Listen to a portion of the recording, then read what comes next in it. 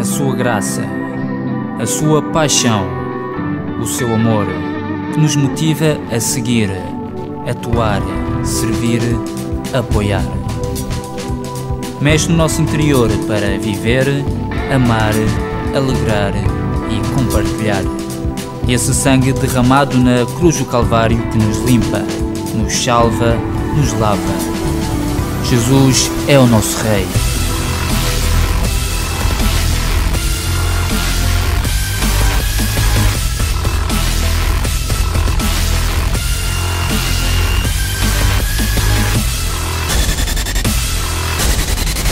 ICCM, a tua comunidade. E abrimos as nossas Bíblias em Mateus 9, 14 a 17, para entrar numa história. Uma história quando Jesus Cristo estava a falar acerca do jejum e os discípulos de João Bautista, aquele que, nomeadamente neste momento, encontrava-se preso, perguntavam a Jesus: porque é que nós e os fariseus jejuamos, mas os teus discípulos não jejuam? Nomeadamente naquela instância, naquele tempo, para entrarmos no contexto da palavra, os fariseus jejuavam 2 vezes, tradicionalmente, de forma tradicional e por costume 2 vezes à semana, e também os discípulos de João Batista assim o faziam. Jesus Cristo respondeu-lhes: porventura ficariam tristes os convidados às núpcias enquanto o noivo está com eles? Dias virão, porém, em que lhes será retirado o noivo, e nisto referia-se Jesus Cristo à morte, à ressurreição e à sua ascensão. E então nesses dias irão jejuar, porque ninguém põe, diz comigo, ninguém põe remendo de pano novo em vestido velho. Não faz sentido, não? Imagina tu tens um vestido velho e vais remendá-lo com um pano novo. Não faz sentido. Achas que faz sentido? O que é que acontece ao pano velho? Vai-se rasgando. Faz lógica?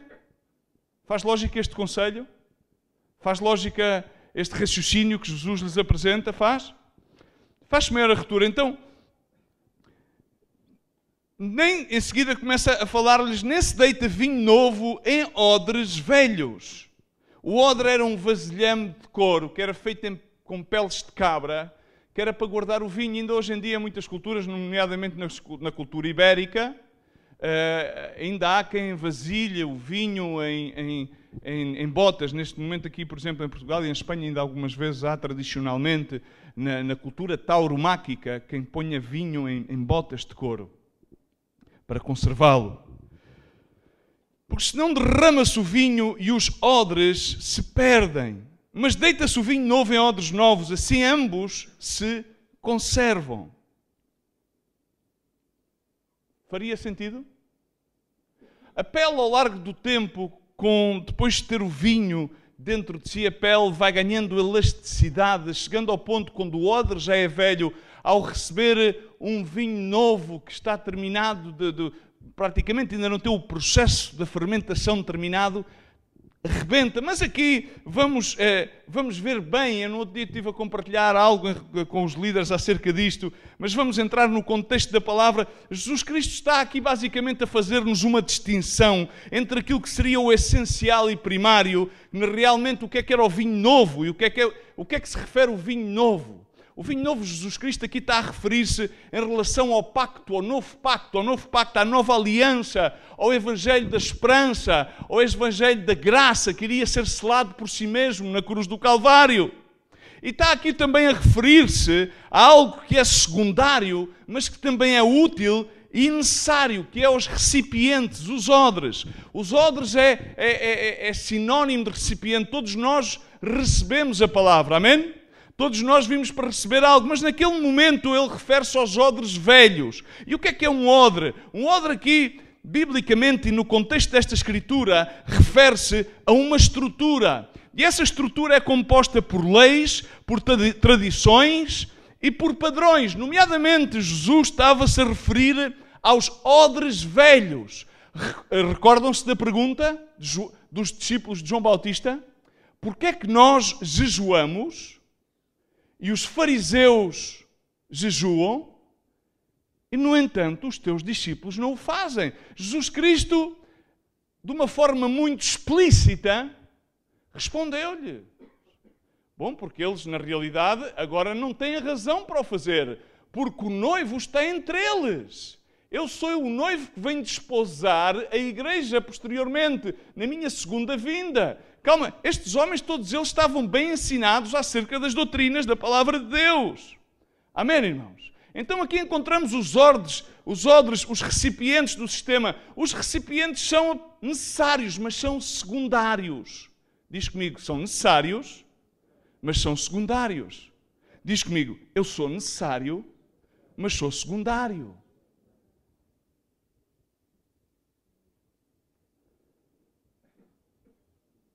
Ele estava a falar acerca de si mesmo.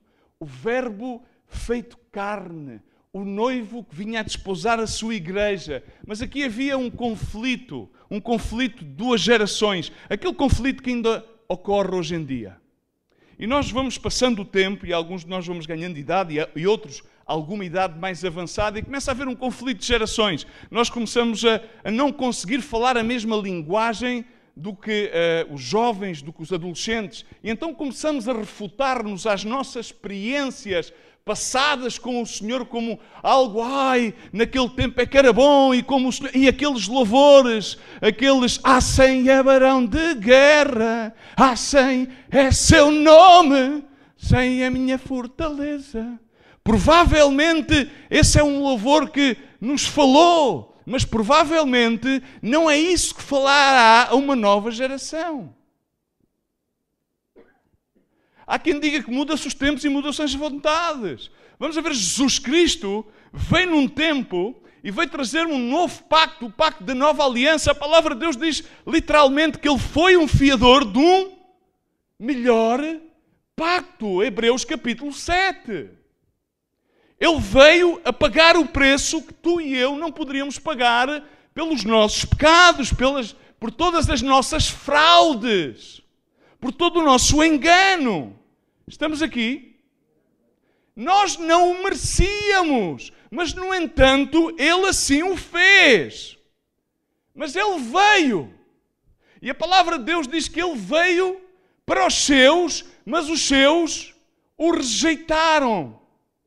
Ele veio e aqueles odres sinónimo do sistema arcaico judaico, não estava preparado para receber aquela mensagem, o novo pacto, a nova aliança, o vinho novo, o derramamento do Espírito Santo, não estavam preparados. Mas não significa que era todo o povo judeu, porque muitos do povo judeu creram na mensagem de Jesus Cristo e aceitaram Jesus Cristo como Senhor e Salvador. Amém? Mas, nomeadamente, ele teve um problema, e o problema foi com os líderes. Foi com os líderes religiosos e com os líderes políticos. Eles disseram, não, isto é incómodo. Esta novidade é incómoda. Há aqui algo que, em Mateus, se formos simplesmente algumas histórias mais para podermos enquadrar a mensagem, e já agora adianto-vos o título, Odres Novos, por causa do seu amor. Porque se nós podemos ser novos, se nós podemos alcançar a ser novas criaturas em Cristo Jesus, não é porque nós tenhamos decidido seguir a Cristo, não é porque nós tenhamos decidido amar a Cristo, mas é porque Ele amou-nos primeiro, estando ainda nós mortos nos nossos delitos e pecados. Amém? Assim que muitas das vezes nós caímos no erro de começar a envelhecer e a tornarmos-nos num sistema de leis, de regulamentos e transformando aquilo que deveria ser um santuário que somos nós, num templo. E esse templo é feito por regulamentos e por padrões, no qual muitas das vezes não se encontra a presença transformadora do novo pacto da aliança da graça, Salvador e Redentor em Cristo Jesus. Jesus Cristo estava com os seus discípulos e então Ele decidiu vamos ver uma coisa, ele decidiu algo muito importante, foi fazer-lhes uma pergunta. É que o Evangelho, e se vemos a forma como Jesus Cristo quase sempre adressou aquelas pessoas com quem ele andava mais intimamente, foi a fazer-lhes perguntas, foi a fazê-los pensar, foi dizer, ok, por favor, pessoal, o que é que vocês pensam acerca disto? Eu acho que Jesus estava preocupado em saber se eles pensavam. Porque de acordo ao odre antigo, eles estavam acostumados a ser formatados. A religião formata. Ok? Formato 1, sai a fornada. Formato 2, sai outra formata. Tu vês um modelo e depois saem uma data de discípulos igual àquele modelo. Tu vês outro modelo e todos iguais àquele modelo. Por isso é que ainda hoje em dia as pessoas já não sabem com o que é que se são de identificar. Não sabem se são calvinistas, se são presbiterianos, se são anglicanos, se são protestantes, se são evangélicos, se são pentecostais. Eles já não sabem o que é acontecer. Mas é que nós fomos chamados para ser de Cristo. Alguns creio que se equivocam e querem ser remeiros. Ou remarianos, como eu já ouvi alguns. Alguns, há uns anos atrás, decidiram ser arianos. Cuidado. Então, reparem, irmãos, Jesus Cristo, basicamente, o que é que eu estava a dizer? O sistema antigo não funciona e eu necessito criar aqui algo novo. Porque o vinho novo, no odre velho, no sistema arcaico, no religioso, vai arrebentar com o sistema. Não dá. E então o que é que acontece? Se eu deposito esta mensagem naquele sistema, o sistema por ele mesmo vai deixar de existir e a mensagem vai esvair-se. Não vai ter impacto. E então ele começou a preparar aquilo que ele diz em Mateus 16, 18, quando fala com Pedro, ok, é isso que vamos ler, quando ele faz a pergunta aos seus discípulos, do que é que dizem os homens acerca de mim? Como é que as pessoas me veem? E eles começaram a dizer, bom, uns dizem que tu és o João Bautista, outros dizem que és Elias, outros dizem que tu és Jeremias, e outros dizem que tu és algum profeta. Mas Jesus Cristo não estava muito interessado acerca das opiniões dos outros.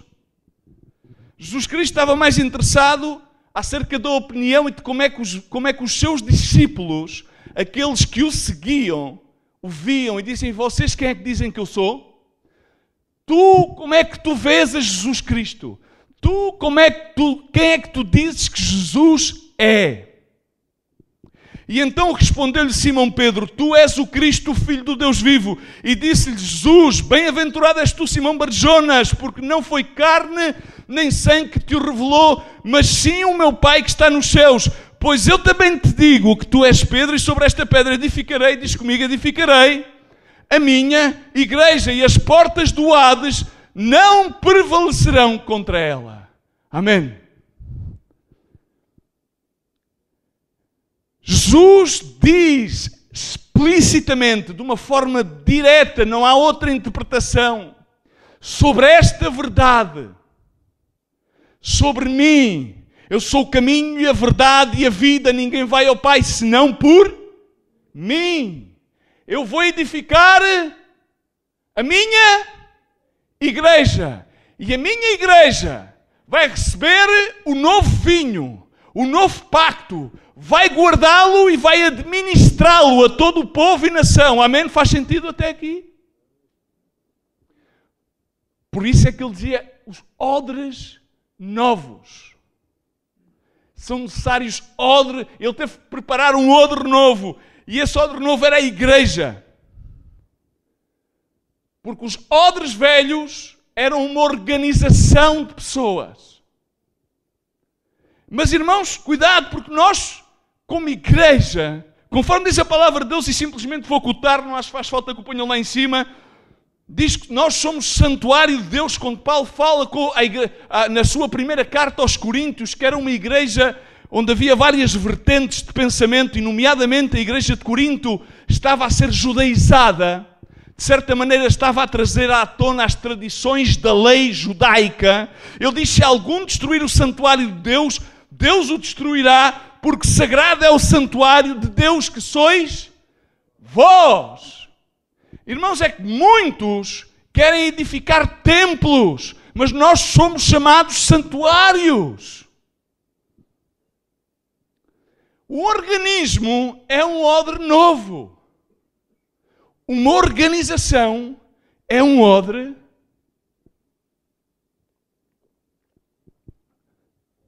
não sei se me entendes. Nós passamos muito tempo a criar organizações. Organizarmos, como dizia a outra andota, organizem-se. Mas as organizações é simplesmente um sistema de regulamentos e de regras que tendem a envelhecer e tendem a limitar a que os organismos gerem a vida primordial de Jesus Cristo. Jesus simplesmente estava a separar aquilo que era primário daquilo que era secundário. Ok? O primário é a minha mensagem, sou eu, o verbo feito carne. Amém? Agora, há algo que é secundário, ok? Não é essencial, mas também é necessário. Mas cuida uma coisa, é secundário. Que são os odres. E então eu tenho que fazer um odre novo. Um odre que não se transforme numa organização, mas um odre que passa a ser feito em base a uma nova ordem. Um odre novo. Um odre em cujo o poder do amor seja maior que a força da lei. Um odre em cujo o poder da força espiritual seja maior do que o poder da força material. Um odre em cujo a justificação pela fé em Cristo Jesus seja suprema à justificação pelas obras da lei. Porque isso era o que os judeus faziam. Mas, irmãos, pensemos um bocadinho. O que é que nós fazemos? Será que estamos com os mesmos problemas da igreja de Corinto a tratar de judaizar-nos a nós mesmos? Estamos a tratar de cumprir e de agradar a Deus por meio de regulamentos e de estratégias organizativas e humanas para tratar de impactar a Deus? Vamos ler Gálatas 2,16. Vamos ler esta escritura poderosa. Sabendo, contudo, irmãos, devemos saber isto, contudo, que o homem não é justificado por obras, diz comigo, por obras da lei, mas sim pela fé em Cristo Jesus. Vamos repetir todos juntos? Ok? Está ali em cima. Sabendo, contudo, todos juntos. Tipo coro. Vá, todos juntos. Sabendo, contudo, que o homem não é justificado por obras da lei, mas sim pela fé em Cristo Jesus. Ok, vírgula. Temos também, querido, vamos transformar esta palavra, querido, porque não é querido, mudei a casa, é acreditado em Cristo Jesus. Para quê? Para sermos justificados pela fé em Cristo e não por obras da lei. Pois por obras da lei, nenhuma carne será justificada. Ok, tu não te vais justificar por vir à igreja, por dizimar, por fazer isto ou por fazer aquilo. Estamos aqui? Porque isso é uma obra, é algo que nós conseguimos fazer, mesmo sem acreditar. Porque, irmãos, quero dar-te uma notícia, há muitas pessoas que estão aqui que não acreditam, mas vêm cá. E há muitas pessoas que mesmo, eu sei que há aqui pessoas que vêm porque estão no programa de acolhimento a remar, mas há muitas igrejas onde muitas pessoas vão, mas não acreditam. Mas aquilo que nos justifica, que nos faz aceites e que nos salva, é nomeadamente acreditar na obra consumada de Jesus Cristo na cruz do Calvário. Porque virão tempos, a morte, a ressurreição e a ascensão de Cristo, porque Ele não está morto e porque Ele vive. Amém? Irmãos, agora queria entrar noutra história. Posso-vos contar mais uma história da Bíblia? Isto deve estar por aqui, João 11. Isto era uma família, pá, uns tipos, pá, umas pessoas porreiras, posso chamá-los por tipos e vocês não me apedrejam. Pá, porque naquela altura apedrejavam algumas pessoas. Era aquela malta dos odres, estás a ver? Eu sei que aqui não há odres novos, aqui só há odres que estão em fase de regeneração. Estão a tratar de ser cozidos para outra vez as peles voltarem a agarrar-se. Então, João 11, isto fala acerca de Maria, Marta e Lázaro, que eram três my men, que eram amigos de Jesus, JC, eram amigos de Jesus, eram porreiros, viviam em Betânia. Nomeadamente, segundo reza a história, para fazermos uma longa história, a long story short, como dizem os franceses lá em Paris, lá no Eiffel Tower, estás a ver no London Bridge, aqui tipo na Europa, lá em cima, tipo como dizem os putos, estás a ver, tipo. A ver se me consigo relacionar tipo com eles, estás a ver, tipo. Acontece que eles eram todos amigos. E Jesus reza a história, cujo é verdade, nas últimas 2 semanas e pico da sua vida, teve bastante intimidade com aquelas 3 pessoas, Maria, Marta e Lázaro. Mas o que é que acontece? Naquele momento, ele estava, segundo reza a história e os vários estudos das diferentes escolas de pensamentos, estava à volta de 8 quilómetros de Betânia. E então diz, vamos ler os primeiros 5 versos e vamos fazer também uma longa história curta, ok? Então, para a gente relacionar-nos em ser odre novo.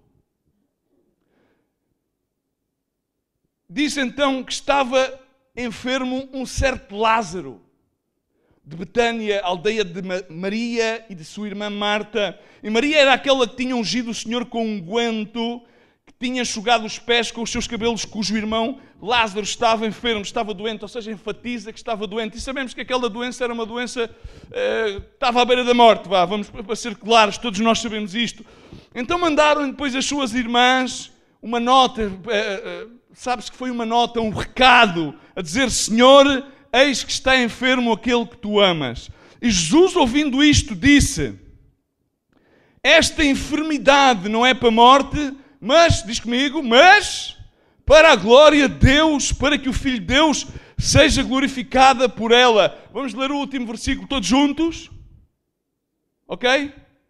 Todos juntos? Podemos ler todos juntos? Ora, Jesus amava a Marta e a sua irmã e a Lázaro, vamos fazer ponto, e ama-me a mim. Diz, e ama-me a mim. Jesus ama-me. E se não acreditas, diz, Jesus ama-me. Se tu não acreditas em Jesus Cristo, diz, Jesus ama-me. Eu quero dizer-te nesta manhã que mesmo que tu não creias, Jesus ama-te. Jesus é louco por ti. E se tu não acreditas, eu creio que Jesus ainda é mais louco por ti do que por aqueles que já acreditam nele. Mas louco. Mas louco de uma maneira que nós não conseguimos jamais expressar amor humano da maneira que ele ama aqueles que não acreditam nele. Aqueles que lhe viram as costas. Aqueles que provavelmente o desprezam. Ele é louco de amor. João 3,16. Vamos ler uma escritura que é a escritura mais épica da Bíblia. A base de toda a teologia da salvação, porque Deus amou o mundo. E Deus, para amar este mundo, não estava bom da cabeça. Porque este mundo é uma perdição. Se não, olha lá para ti. Contempla-te a ti mesmo.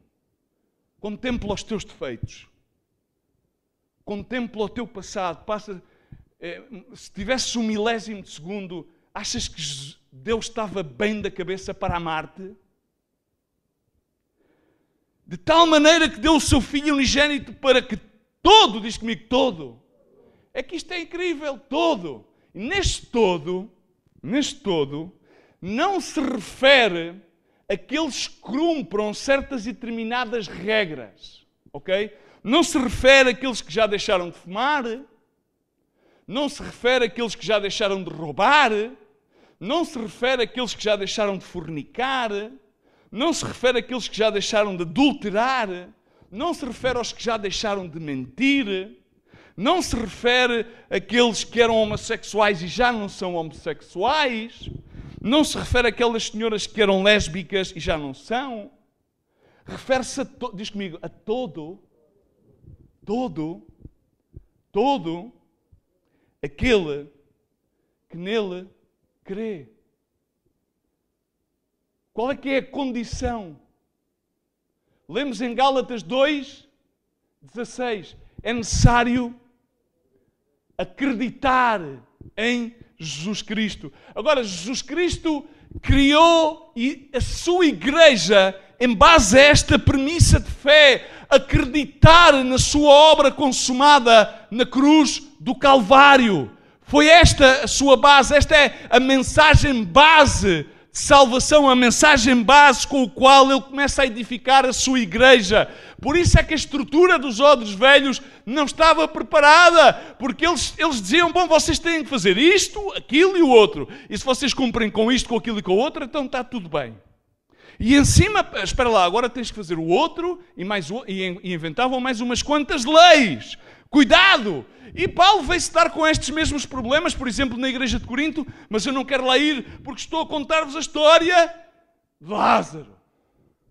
A grande incógnita é que Deus, apesar do estado em que tu estejas ou que eu esteja, ou daquelas pessoas que estão afastadas de Jesus e afastadas de recebê-lo, de acreditar nele, ele continua a amar. Porque ele diz que ele amou o mundo, não o sistema deteriorado do mundo, mas todas as almas que estão neste mundo e que estão enganadas. Significa que até podem ser homossexuais, mas não entendem porquê que o são. Ok? Eles até podem ser assassinos, mas também estão equivocados. Deus continua a amá-los. Entendem isto? É difícil de entender, porque nós não contemplaríamos amar um assassínio. Nós não contemplaríamos amar um pedófilo. Não é natural. Um homem que abusa de crianças. Nós, como? Não, é impossível. Mas a novidade disto, a grande loucura que nós não entendemos, é que Deus ama-o.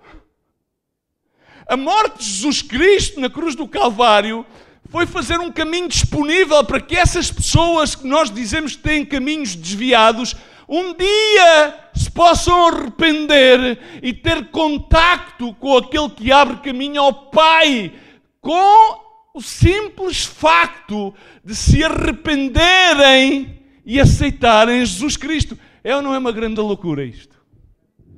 É difícil de entender. Porquê? E porquê é que acontece isto? Porquê é que acontece? É difícil. Mas é um odre novo e agora a gente vai fazer uma coisa nova. Não é nada de que nós façamos. É que a coisa e a história toda está aqui. Quando Maria e Marta escrevem a Jesus Cristo, elas não dizem tipo assim, olha, ó Senhor, o nosso brother, o Lázaro, aquele com quem tu passas tempo, aquele que te é fiel. Ele é fiel, Senhor. Ele sempre te foi fiel. Ok? Ele sempre trabalhou para ti, Jesus. Ok, por favor. Ele não diz nada disso. Se tu e eu, quando tu e eu estamos numa situação enrascada e tivéssemos, por exemplo, assim, imagina que tens o teu filho à beira da morte, ou tens o teu marido à beira da morte, ou tens a tua mãe à beira da morte. E eram pessoas, pois, como é que tu dirias ao Senhor, Senhor, por favor, Senhor, o meu marido serviu-te, Senhor. Ele, toda a vida, ele esforçou-se para agradar-te, Senhor. Ele ia à igreja, Senhor. Ele tinha aqueles defeitos, mas, Senhor, o teu amor cobre multidão de faltas. Senhor, inclusive eras capaz de lhe pregar a Jesus para tratar de o convencer para que ele salvasse aquela pessoa. Estamos certos? Era o meu intuito. Ou seja, dar-lhe não sei quantas razões, enumerar com não sei quantos argumentos, para que ele fizesse alguma coisa, por exemplo, para o meu filho, pela minha mulher. Mas vê bem o argumento de Marta e de Maria. Dizem: Senhor, aquele a quem tu amas está doente. Simples. E no verso 5, volta a enfatizar o entorno da mensagem. Jesus amava a Marta, a Maria e a Lázaro. Aquilo que nós não estamos acostumados, e por isso é que nós, passa-me a expressão, deixa-me ser honesto, posso ser honesto um bocadinho? Por isso é que nós estamos a transformar-nos em odres velhos. Porque nós queremos tratar de impressionar a Deus com aquilo que fazemos. E Deus, eu acho que Ele às vezes fica constrangido e diz: eu amo-vos. Eu amo-vos. Deixem que eu faça em vocês. Se eu faço em vocês, as coisas vão correr melhor. Não é importante que tu faças. Deixa-me eu fazer em ti. Aquilo que tu queres mudar em ti, só é possível se eu mudo em ti. Tu queres deixar... É que nós queremos tratar de vir aqui e chegar ao pé do Senhor e dizer: olha, Senhor, eu já consegui deixar de fazer isto ou aquilo. Não. O Senhor quer que tu venhas aqui e que Ele te diga: olha, a partir de agora vais deixar de fazer isto, esta tua atitude mudou porque fui eu que fiz em ti. É completamente diferente.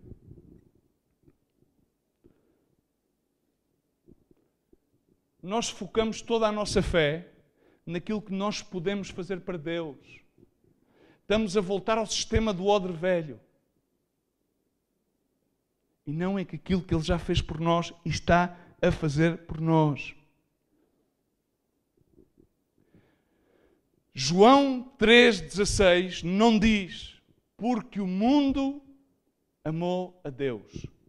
Diz: porque Deus amou de tal maneira. Qual seria a maneira?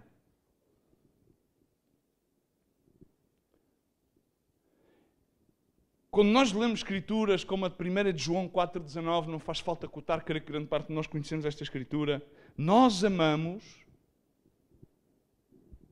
porque Ele nos amou primeiro. Nós amamos porque Ele nos amou primeiro. Há pessoas que dizem: não, é que eu amo a minha mulher. É que a minha mulher ama-me a mim. Mas eu quero dar-te mais uma novidade.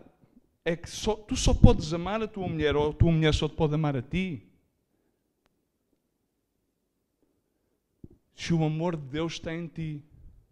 Se não são simplesmente sentimentos fugazes que se desvanecem. Porquê é que cada vez mais aumenta as taxas e o insucesso matrimonial? E porquê é que cada vez mais as pessoas nem se casam? Para quê?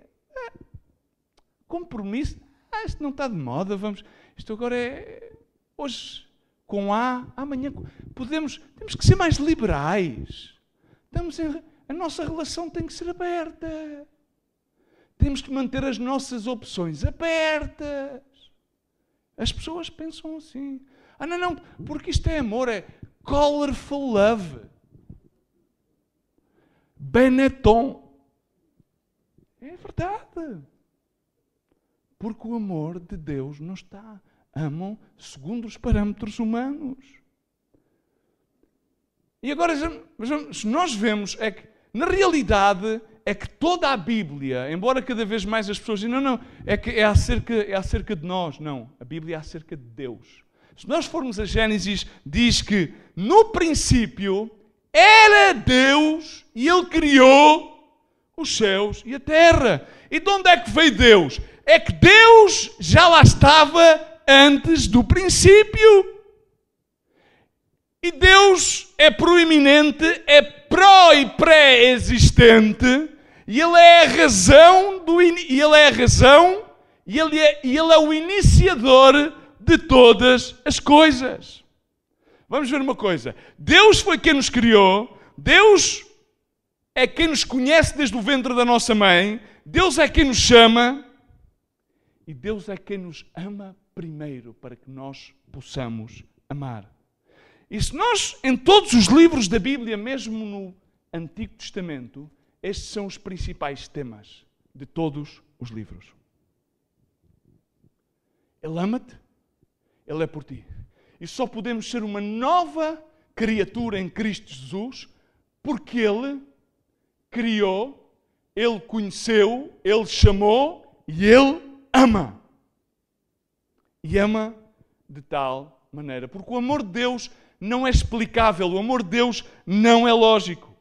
Significa, Deus não deixa de amar. Há pessoas que dizem, bom, sabes, é que descobri que já deixei de amar.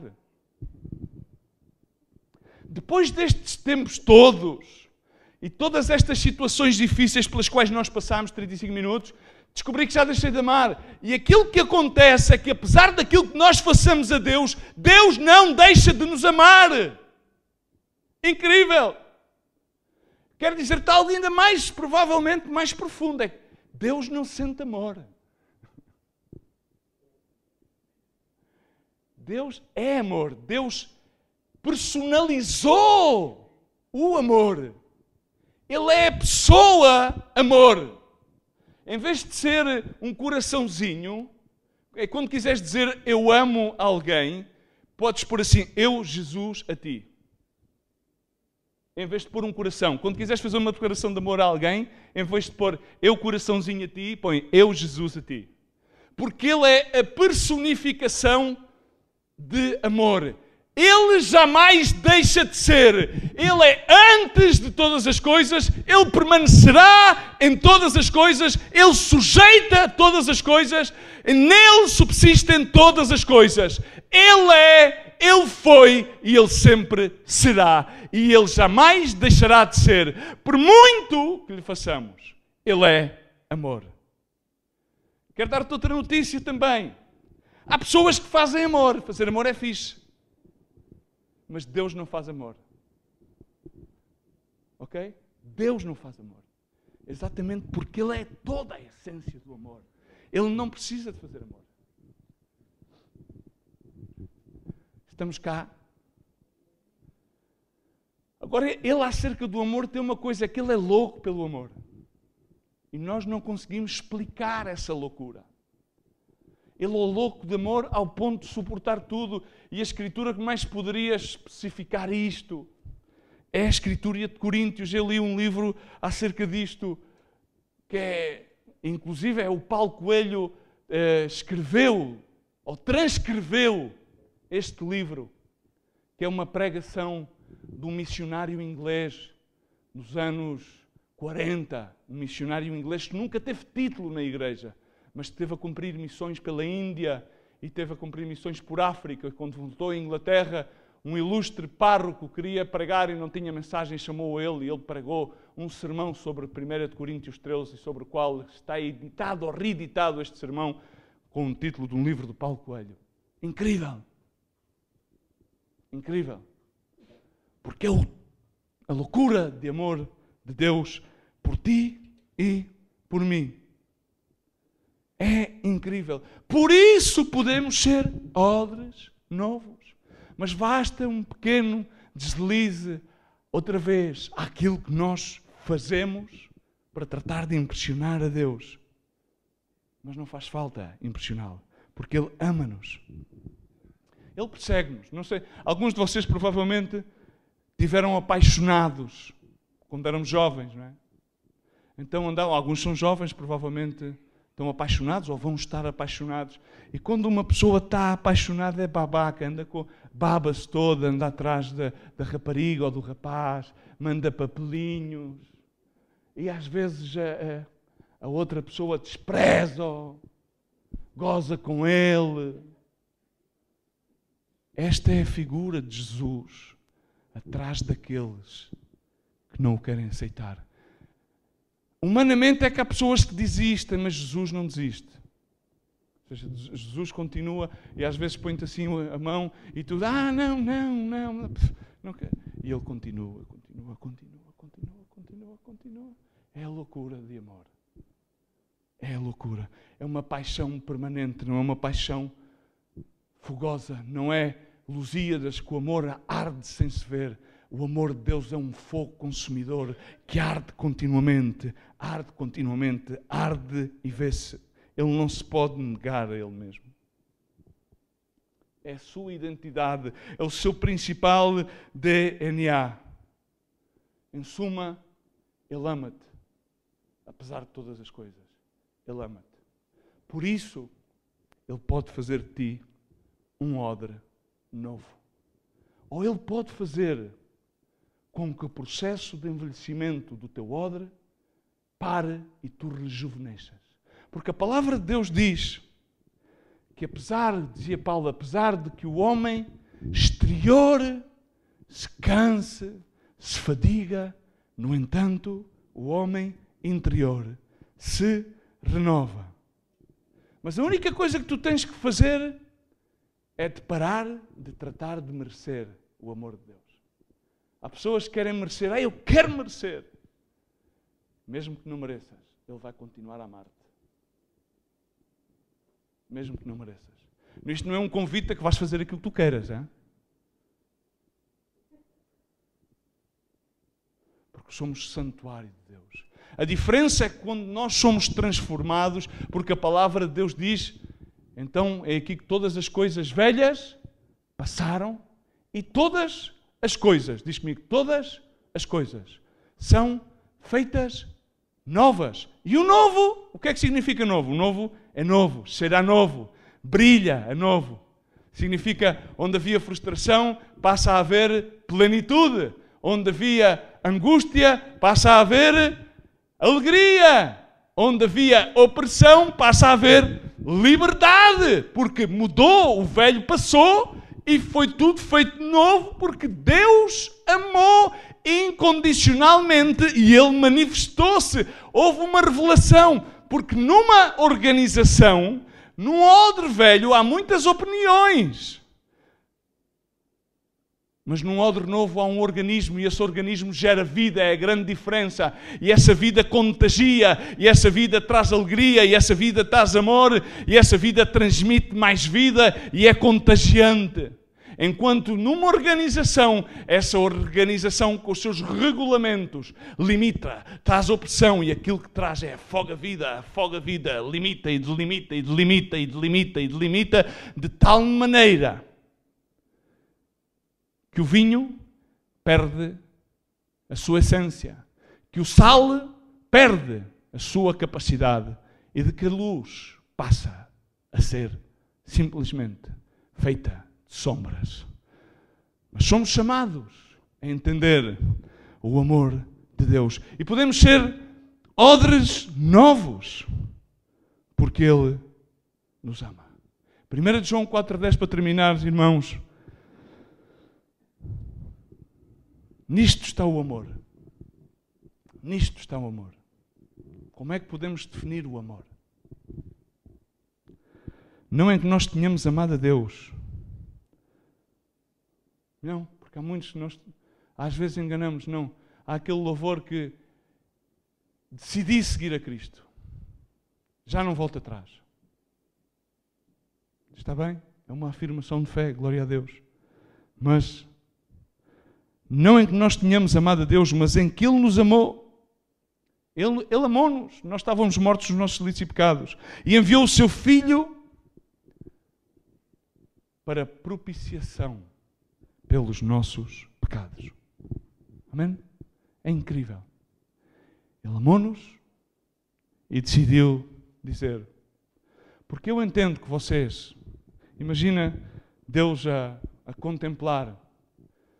Porque numa relação é preciso que dois amem, não é? Nós estamos habituados com os relacionamentos, e nós falamos muito, e é verdade. Precisamos ter um relacionamento com Deus. Mas temos que sair dos nossos parâmetros de relacionamento. Porque nós estamos acostumados este tipo de relacionamento. Às vezes são relacionamentos nos quais há sentimentos e há desequilíbrios, não é? Então, os relacionamentos, estamos habituados em, se eu compro a minha parte, tu compras a tua parte. Se tu não compras a tua parte, eu não compro a minha parte. É isto que nós estamos habituados. No fundo é isto. Mas Deus sabia perfeitamente que esta era a nossa base de raciocínio. Ele sabia que nós não poderíamos cumprir a nossa parte. Estamos aqui? Deus sabe que tu não és capaz de cumprir a tua parte no relacionamento. E como Deus sabia que tu não eras capaz de cumprir a tua parte no relacionamento, então Ele amou tanto que disse, ok, vou dar o melhor que tenho, o meu filho. Vou mandá-lo para que Ele faça possível que tu cumpras a tua parte no relacionamento. É Ele que faz possível com que tu e eu possamos cumprir a nossa parte no relacionamento com o Pai. É por Ele. De outra maneira, não iríamos conseguir cumprir o relacionamento com Deus. Amém? Recorda-te, a parábola do filho pródigo. O pai à espera do filho. O filho com o discurso preparado. Aquele discurso já a dizer, bom, simplesmente quer ser teu empregado, pai. E o pai, quando o vê, agarra-se a ele com tamanha força que o rapaz não conseguiu dizer nada. E automaticamente, quando estava agarrado ao filho, aquilo que faz foi, ok, preparem uma festa. E enquanto estavam a preparar a festa e a trazer as vestes e a trazer tudo, aquilo que aconteceu é que provavelmente ouviu-se a música e o filho mais velho, que estava no campo a trabalhar, ouviu e veio de lá a tratar de justificar-se tudo aquilo que ele tinha feito pelo pai. Pai, mas como é que tu fazes uma festa? E muitas das vezes nós temos essa atitude. Muitas das vezes não conseguimos simplesmente entender que é a fé em Jesus Cristo. É acreditar nele. É o simples facto. É o simples facto de ser feito novo e de permitir que seja Ele a transformar-nos. Aquilo que Deus quer fazer, mais que nada, é que nós aprendamos a estar na sua presença. Ele celebrou uma festa. Porque há sempre uma grande celebração quando um pecador se arrepende. Mais do que quando 99, como dizem os franceses, so-called righteousness, tão chamados justos. Quando um só pecador se arrepende.